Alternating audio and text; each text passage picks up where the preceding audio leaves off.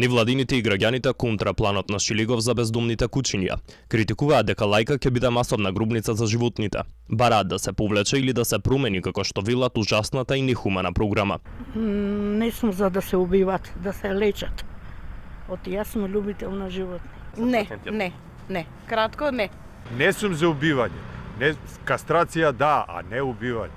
Граѓански здруженија реагираат дека се прекршува законот за заштита и благосостојба на животните. Од Анима Мунди велат дека се прави невиден преседан и злоупотреба преку програмата.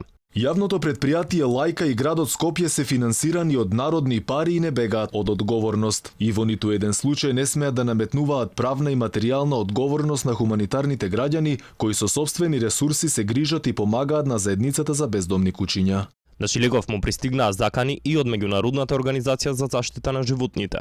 Или да се повлечи и промени штетната програма за животните, или ќе ги искористиме сите своји ресурси и ќе привлечеме меѓународно медиумско внимание на проблемот. Во средата вечер во тензична атмосфера на расправата за програмата Шилегов убедуваше дека организациите кои сега се бунат учествувале во изработка на програмата. Невладините гневно реагираа на ваквите тврдења од градоначалникот. 3 поконкретно.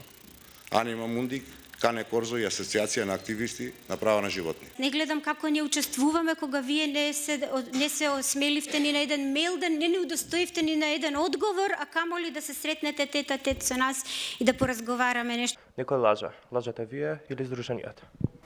Не би употребувал тешки зборови, сепак сте медиум, не мислам дека е коректно за јавноста такви тешки зборови.